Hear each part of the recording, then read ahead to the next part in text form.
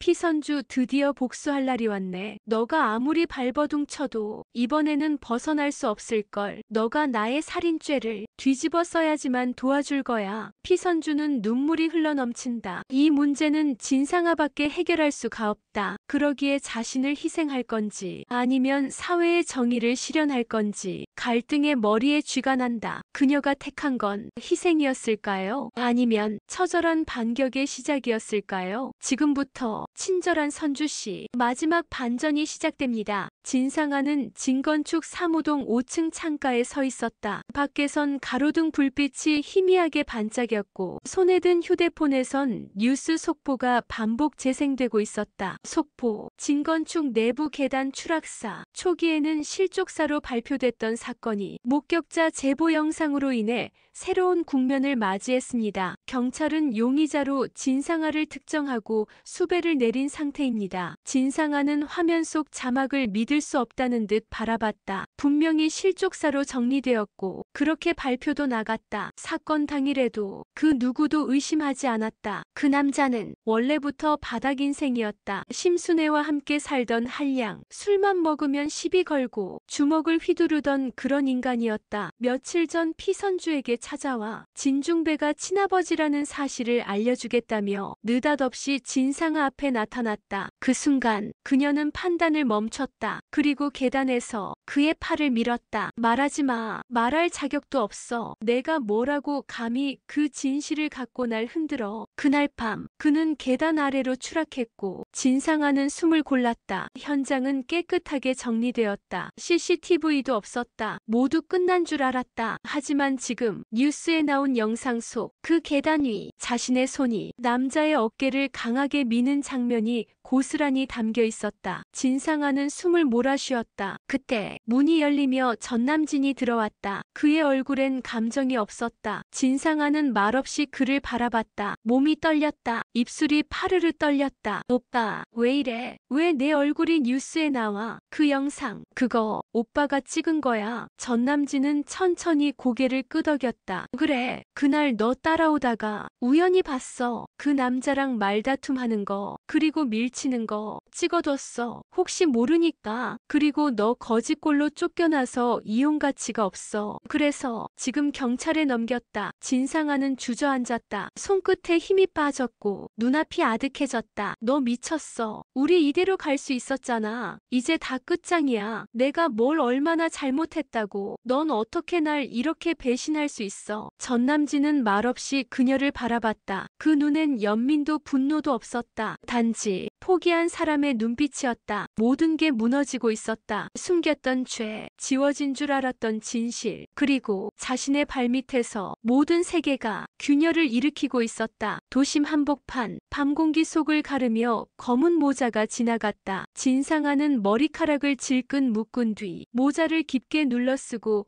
골목길을 빠르게 걸었다. 휴대폰은 이미 꺼뒀다. 모든 연락망을 차단해야 했다. 지금 그녀는 이름이 아닌 얼굴이 뉴스에 나오고 있었다. 진건축 계단 살인 사건, 용의자 진상아. 사건 발생 후 영상 제보로 신원이 특정되었고 경찰은 수배를 내리고 전국 지명 수배자로 등록하였다. 지하철역에 설치된 전광판에도 그녀의 얼굴이 떠 있었다. 모자 속에서 식은땀이 흘렀고 심장은 2배 속도로 뛰었다. 진상아는 폐건물 근처 낡은 오피스텔 건물로 들어갔다. 예전에 잠깐 쓰던 광고 대행사 사무실, 현재는 문을 닫았지만 출입카드는 여전히 유효했다. 카드키를 긁고 문을 열자 쾅 닫히는 소리에 그녀는 무릎을 꿇고 한참 동안 숨을 고르며 앉았다. 거울에 비친 자신의 얼굴, 아무리 모자를 눌렀어도 화장으로 가려도 이미 모든 매체가 자기를 알고 있었다. 뉴스에 나온 자신의 이름, 진상아, 그리고 살인 혐의라는 단어. 그녀는 그대로 무너져 앉았다. 전화기 전원을 잠깐 켰다. 수신된 메시지가 수십 개였다.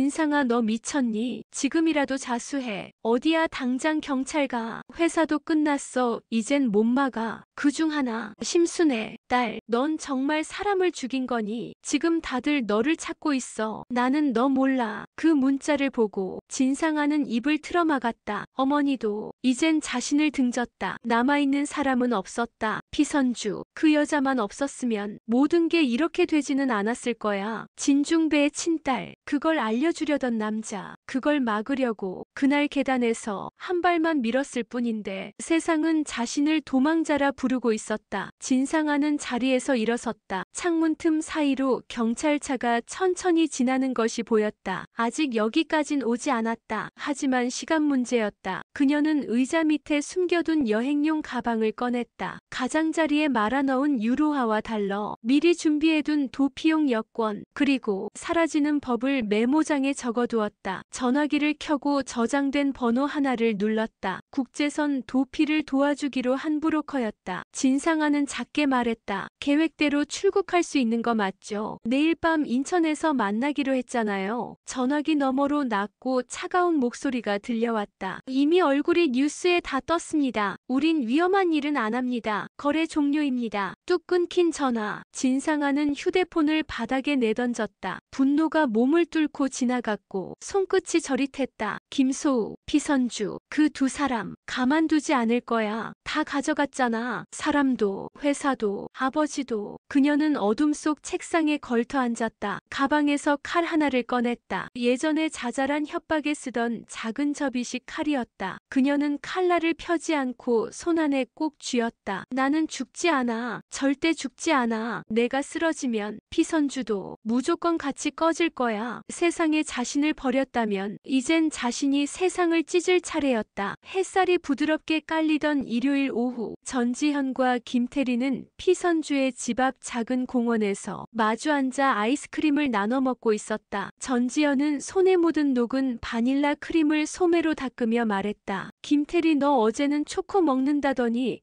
왜 갑자기 바닐라야? 오늘은 달달한 게 땡겨. 그냥 기분이 그래. 김태리는 장난스러운 표정으로 웃었다. 그 눈빛엔 아무런 징조도 없었다. 그저 평범하고 조금은 들뜬 주말 오후였다. 두 아이는 벤치에 앉아 함께 숙제 얘기를 나누다가 나뭇잎 하나가 머리 위로 떨어지자 서로 머리를 툭툭 치며 깔깔댔다. 전지현이 먼저 일어나 뛰기 시작했다. 마지막에 터치 못하면 아이스크림 2개 사주기.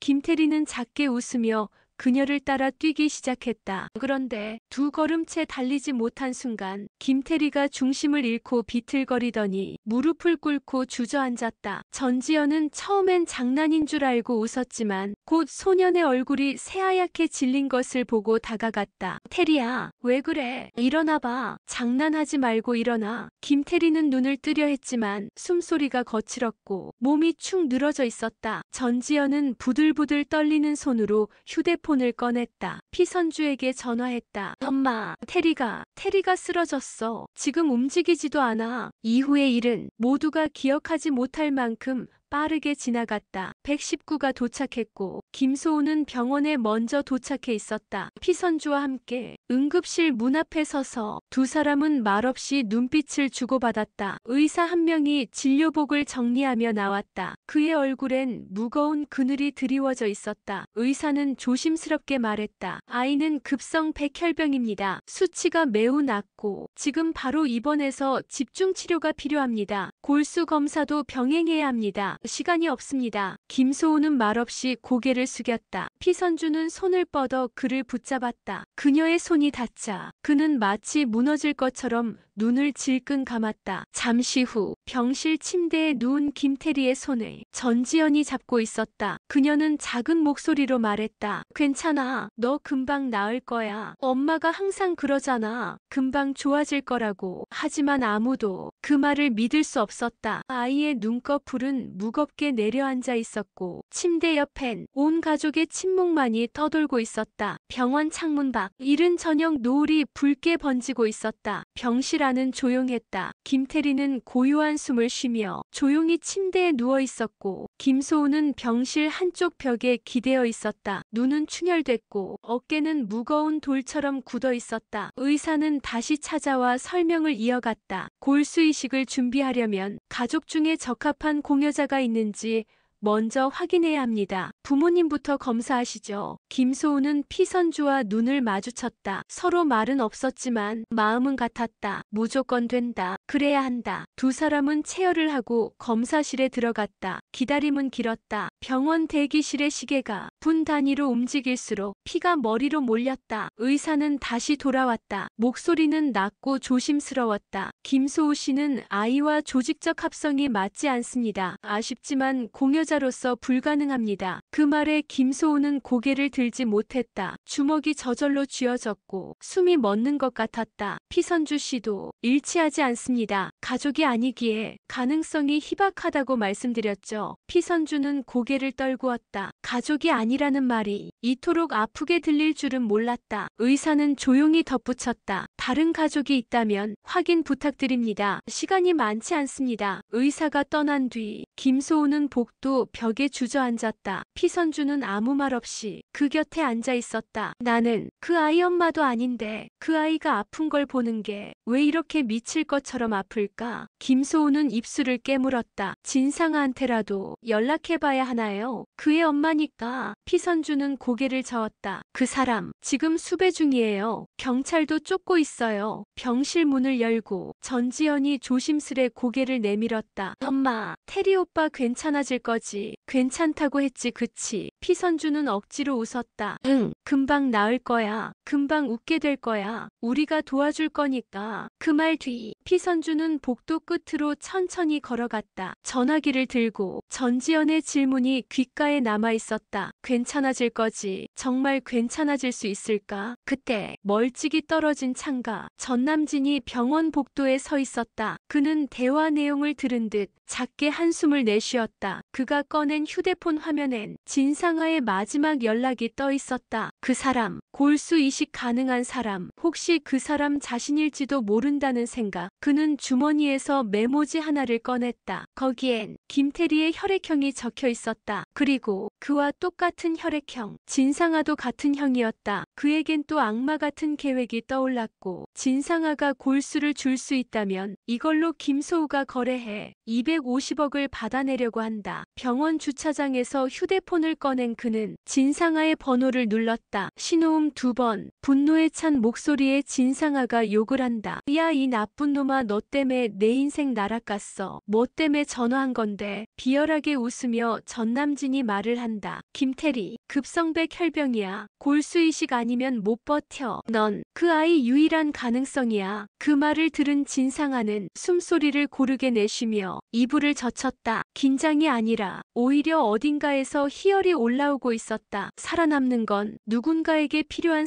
사람뿐이니까. 그래, 그럼 나 없으면 그 집안도 끝나는 거네. 그 여자도 그 남자도 애까지 다 무너질 수 있겠네. 너한테 기회야. 그 아이 살려주면 우리가 원하는 걸 얻을 수 있어. 진상아는 작게 중얼였다. 그 여자, 피선주, 지금쯤 어떤 표정 짓고 있을까? 오빠, 이번에 이걸로 완전 판을 뒤집자. 나도 살 수 있는 방법이 생길 것 같아. 전남진은 말없이 통화를 끝냈다. 이제 모든 건 거래로 바뀌었다. 아이의 생명 250억, 그리고 한 사람의 인생, 낮은 조도, 허름한 폐건물 주차장. 이 시간, 이 장소, 어떤 감정도 허락되지 않는 공간이었다. 피선주는 붉은 얼굴로 도착했다. 잠도 자지 못한 채 아이 곁을 떠난 것이 처음이었다. 휴대폰에 남겨진 메시지, 보내는 이는 없었다. 번호만 남아있었다. 테리를 살리고 싶으면 오늘 오후 4시 이 장소로 와. 보낸 이는 따로 없었지만 그 문장은 오직 한 사람만이 쓸 수 있는 어조였다. 진상아, 폐건물벽 너머. 진상아는 선글라스를 쓰고 있었다. 도피 중인 얼굴은 다소 가려졌지만 그 특유의 턱선과 시선은 그대로였다. 오랜만이네 피선주. 아이 잘 있지? 죽진 않았을 거고. 피선주는 입을 다문 채 걸음을 멈췄다. 그녀의 손은 떨리고 있었고 있었고 목 안쪽이 바짝 말라 있었다. 진상아는 벽에 등을 기댄 채 사탕 하나를 꺼내 입에 넣었다. 김태리, 급성백 혈병이래. 골수이식 없으면 며칠도 힘들다더라. 그 말에 피선주의 숨소리가 얕아졌다. 그녀는 묻지 않았다. 이미 알고 있는 정보였다. 나는 맞는 혈액형이야. 그 아이를 살릴 수 있는 유일한 사람이 바로 나야. 진상아는 입꼬리를 올렸다. 그 웃음은 위에서 내려다보는 사람의 웃음이었다. 근데 그렇게 쉽게 줄 순 없지. 난 살인자로 수배 중이고 넌 그걸 너무 잘 알잖아. 너한테 기회잖아. 피선주는 아직 아무 말도 하지 않았다. 진상아는 걸어왔다. 가까이, 더 가까이. 조건이 있어. 내가 골수 주면 너 살인자라고 자수해. 피선주의 표정이 처음으로 변했다. 그녀는 눈을 크게 떴고 입술이 떨렸다. 진상아는 손짓으로 그 반응을 눌렀다. 어차피 넌 그 사람 좋아하잖아. 김소우, 내가 자수하면 그 사람 아이 살릴 수 있어. 그게 엄마라며, 그게 정이라며. 피선주는 숨을 삼켰다. 목에서 아무 말도 나오지 않았다. 대신 내가 해외로 빠질 수 있게 시간 벌어줘. 경찰에 잡히지 않게. 세상에 난 아이를 위해 희생한 엄마로 남을 거야. 멋지지 않아? 진상아는 그렇게 말하고 뒤돌아섰다. 너한테 선택권 줄게. 아이를 살릴지 정의를 지킬지. 너한테 그럴 자격 있어. 왜냐면 넌 착한 사람인 척 늘 그랬으니까. 멀리서 건물 2층 어둠 속 전남진은 그 광경을 지켜보고 있었다. 그의 얼굴엔 표정이 없었다. 이제 곧 250억이 굴러들어올 수 있는 조건이 갖춰지고 있었다. 피선주는 입을 다물었다. 눈물이 흐르지도 비명이 터지지도 않았다. 그녀는 그저 그 자리에 서 있었다. 진상아는 돌아서며 말했다. 내가 누군가의 생명을 갖고 있다는 건 기분 좋은 일이네. 사람 위에 서는 기분이야. 피선주는 아직 대답하지 않았다. 단 하나의 결정이 한 아이의 생명, 자신의 삶, 그리고 진실 전체를 바꿔놓을 거라는 걸 알고 있었기에 이른 아침 병원 복도엔 아직 조명이 다 켜지지 않았다. 피선주는 김태리의 병실 문 앞에 조용히 섰다. 아이의 호흡이 창문 너머로 보였다. 작고 가는 숨, 살아있으려는 의지가 느껴지는 숨. 피선주는 병실 유리창에 손끝을 댔다. 그리고 천천히 돌아섰다. 복도 끝까지 걸은 뒤 한 번도 뒤를 돌아보지 않았다. 택시에 몸을 실은 그녀는 창밖을 오래 바라봤다. 서울로 들어가는 길, 동이 트고 있었다. 경찰서 앞, 기자들도 없었고 플래시도 없었다. 그녀는 천천히 계단을 올랐다. 차가운 자동문이 열리자 안쪽에서 형사 하나가 고개를 들었다. 뭐 도와드릴까요? 죄를 지었습니다. 사람을 죽였습니다. 누구를요? 진상아라는 여자가 계단에서 추락해 숨진 한 남자. 그 사람을 제가 밀었습니다. 피선주의 목소리는 낮고 또렷했다. 형사는 눈썹을 살짝 찌푸렸다. 피선주는 조사실로 안내되었다. 테이블 위 차가운 녹음기가 놓여 있었다. 이름, 나이, 주소 모두가 무표정하게 흘러갔다. 그리고 진술의 핵심으로 들어가던 순간 형사의 손이 멈췄다. 피선주 씨, 그 계단 평소에 CCTV 없는 구역으로 알려져 있는데 어떻게 사건 직후 누가 있었는지 확신하세요? 혹시 다른 사람이 있던 건 아닌가요? 피선주는 고개를 들지 않았다. 입술은 굳게 다물려 있었다. 형사는 다시 물었다. 피선주 씨, 당신 손에선 누군가를 죽인 사람의 망설임이 안 느껴집니다. 누군가를 감싸고 있다는 느낌은 드는데 그게 누구죠? 그 말에도 피선주는 침묵했다. 묵비권을 행사하겠습니다. 그녀는 그 말 외에 아무것도 말하지 않았다. 조사실의 시계가 돌아가는 소리만이 그녀의 심장과 함께 느리게 울렸다. 아이를 살릴 수 있다면 누명은 중요하지 않았다. 어차피 진실은 그 아이가 살아있을 때만 의미가 있었다. 그녀는 스스로 자리에 묶인 죄인이 되었다. 기록지엔 살인자이라는 단어가 적혔다. 하지만 그녀는 스스로를 엄마라고 불렀다. 조사실은 낮은 형광등 불빛 아래 온종일 조용했다. 형사는 앞에 앉아 있었고 피선주는 고개를 숙인 채 의자에 앉은 자세 그대로였다. 식사도 하지 않았다. 물 한 모금 입에 대지 않았다. 그녀는 시간을 버티고 있었다. 묵비권을 행사하겠습니다. 그 말만 반복할 뿐이었다. 형사는 한참을 그녀를 바라보다 서류를 정리했다. 그리고 낮은 바직하게 말했다. 당신을 믿으려면 뭔가가 더 있어야 해요. 거짓은 가끔 더 말이 돼요. 그런데 지금은 말 없는 게 더 의심스러워요. 그 말에도 피선주는 반응하지 않았다. 형사는 자리에서 일어났다. 조사실을 나가며 뒤를 돌아보지 않았다. 문이 닫히자 피선주는 천천히 손을 올려 테이블 위에 올렸다. 가늘게 떨리는 손, 긴장이 풀린 게 아니었다. 지금도 무언가가 안에서 무너지고 있었다. 그때 문이 다시 열리고 여성 직원이 들어왔다. 그녀는 휴대폰을 내밀며 말했다. 따님이 통화 원하신다네요. 전지현양. 피선주는 눈을 떴다. 그녀는 휴대폰을 받아들었다. 화면엔 엄마라는 이름이 아니라 이름 없는 발신번호만 떠 있었다. 피선주는 조심스럽게 귀에 기기를 댔다. 엄마, 왜 아무 말도 안 해? 왜 지금 여기 없는데? 테리 오빠 아직 못 깨어났어. 아빠는 울지도 않고 그냥 앉아만 있어. 피선주의 숨이 걸렸다. 눈이 뜨거워졌다. 엄마, 지금 어디야?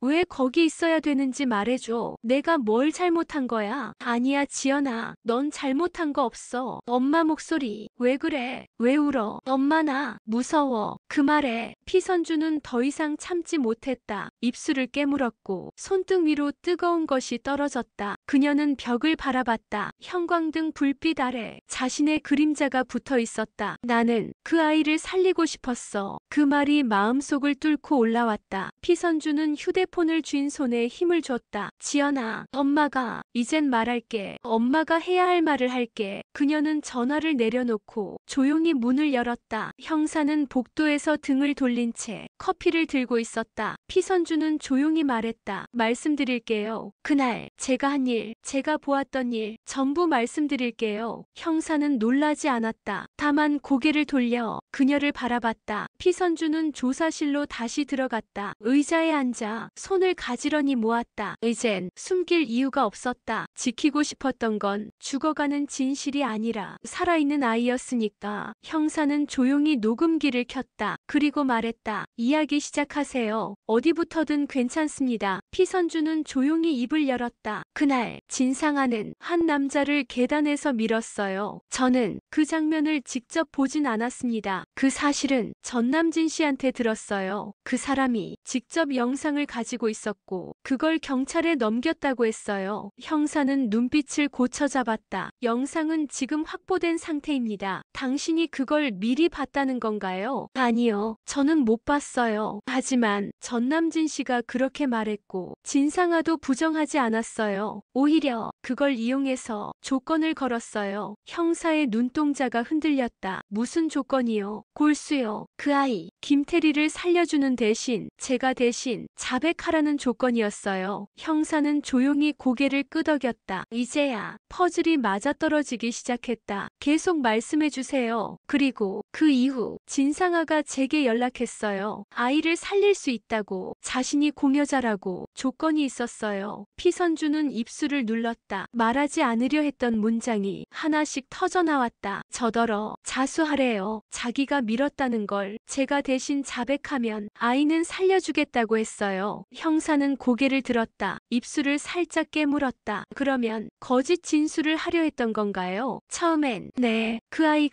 아이만이라도 살 수 있다면 그 생각밖엔 안 들었어요. 하지만 지금은요. 지금은 그렇게 해서 아이가 살아도 그 사람은 계속 사람을 죽일 거예요. 언젠가 또 누군가의 엄마를 울릴 거예요. 그래서요. 이제 잡아주세요. 형사는 피선주와 마주 앉아 작전을 정리하고 있었다. 그녀가 말한 조건, 진상아가 골수를 제공한 후 바로 체포하는 방식, 시간이 중요했다. 김태리는 하루하루 위독했고 이식을 미루면 모든 계획이 무의미해질 수 있었다. 우선 유인해야 합니다. 잦은 이식 의사 밝히게 만들고 공식 동의서에 서명하도록 유도해야 해요. 그게 법적으로 핵심입니다. 피선주는 고개를 끄덕였다. 그 사람은 이용가치 없다고 생각하면 절대 움직이지 않아요. 형사는 작게 한숨을 내쉬었다. 그 와중 전남진은 전혀 다른 장소에서 또 다른 협상을 벌이고 있었다. 그는 김소우를 호텔 라운지로 목소리로 불러냈다. 늦은 밤, 사람이 많지 않은 테이블, 무표정한 얼굴로 커피잔을 밀어내며 말했다. 내가 진짜 아버지면 애를 살릴 수단을 찾아야지. 지금 가능한 공여자는 진상아 하나뿐이야. 근데 그 공짜가 아니야. 김소우는 두 손을 꽉 쥐었다. 뭐가 원하는 거야? 전남진은 담담하게 말했다. 250억. 그 정도면 골수 하나의 가치 충분하다고 보거든. 애 살리고 싶으면 입금해라. 너 그걸 진심으로 말하고 있는 거냐? 사람 목숨 가지고 장사해. 사람 목숨 갖고 장사한 건 진작 시작된 일이야. 내가 지금 할 수 있는 일은 그 장사에 제값을 쳐주는 거야. 김소우는 입술을 깨물었다. 숨이 목구멍에서 막혔다. 눈앞에서 테리가 누워있는 병원 모습이 떠올랐다. 피선주, 전지현, 자신을 둘러싼 모든 이름들. 넌 진상아랑 짠 거냐? 전남진은 웃지 않았다. 그냥 고개를 돌렸다. 골수는 하루 이틀이면 맞출 수 있는 게 아니야. 진작 검사했고 일치해. 지금은 너만 결단하면 돼. 김소우는 대답하지 않았다. 그리고 자리에서 일어나 주먹을 말아쥐고 돌아섰다. 너 이거 협박인 거 알아? 협박 아니 거래지. 내가 골라. 애가 죽든지 너 돈이 줄든지. 김소우가 떠난 자리에 전남진은 잔을 들었다. 그리고 휴대폰 메시지를 보냈다. 피선주 측 협조 완료. 내일 오전 서명 받을 것. 그 시각 경찰청 회의실. 형사는 피선주 앞에 도면 하나를 펴고 있었다. 의식 전 병원 보안 협조 요청 완료했고 의료진 내부 공조도 확정. 의식 직후 곧장 체포됩니다. 피선주는 눈을 감았다. 심장이 불안하게 뛰고 있었다. 지연이가 기다리고 있어요. 그 아이는 진실보다 제가 곁에 있길 바라고 있어요. 형사는 조용히 고개를 끄덕였다. 그래서 이 작전엔 당신도 살아남아야 합니다. 피선주는 눈을 떴다. 지금은 누구보다 강한 눈빛이었다. 하얀 병실. 김태리는 깊이 잠들어 있었다. 의료진은 분주하게 움직였고 채취와 이식이 준비되며 순서가 차례차례 실행되었다. 진상아는 흰 가운을 입고 차가운 체열실 침대에 누워 있었다. 눈은 뜨고 있었지만 그 시선은 아무데도 머물지 않았다. 차트 위에 공여자 이름이 적혀 있었고 그 아래에 기증 동의서의 사인은 또렷했다. 진상아는 작게 중얼거렸다. 이거 하나 해준다고 세상이 날 용서하지는 않겠지. 그래도 살게는 해주겠지. 병실 창밖, 복도 끝. 형사들은 무전기를 손에 쥐고 대기 중이었다. 의료진에게도 협조가 전달되었다. 이식이 끝나는 그 순간 형사들이 움직이기로 되어 있었다. 1시간 후 진상아는 간호사에게 부축되어 회복실로 옮겨졌다. 그리고 회복실 문이 닫히자마자 형사들이 문을 열고 들어왔다. 진상아 씨, 서울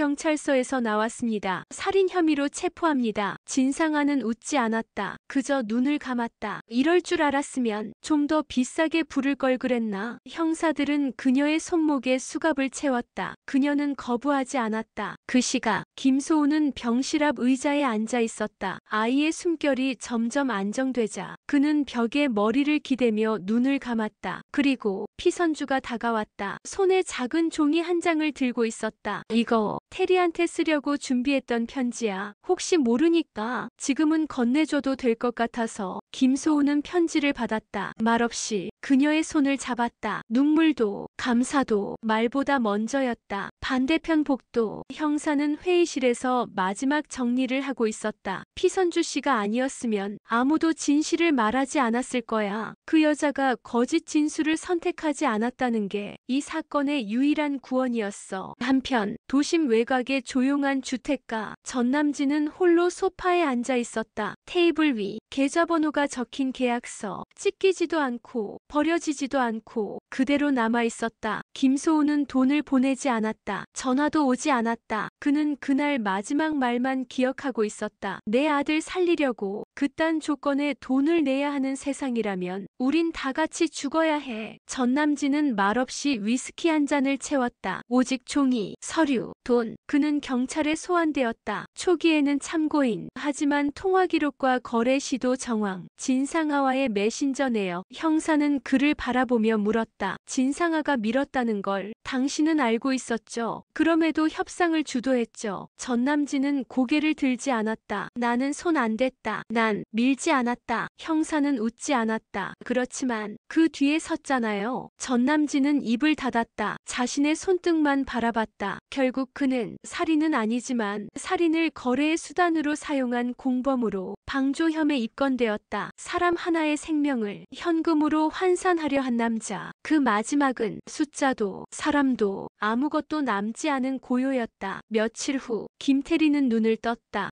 햇살이 병실 안으로 들어오고 있었다. 그 아이의 눈동자는 자신이 모르는 많은 일들을 통과한 듯 맑고 조용하게 반짝였다. 그 곁에 피선주가 앉아 있었다. 손을 꼭 쥔 채 눈물도 웃음도 없는 얼굴로 한참 동안 바라봤다. 그리고 처음으로 이 모든 것에 대고 마음속으로 이렇게 말했다. 이제 다시 살아보자. 우리가 잃지 않은 이름으로.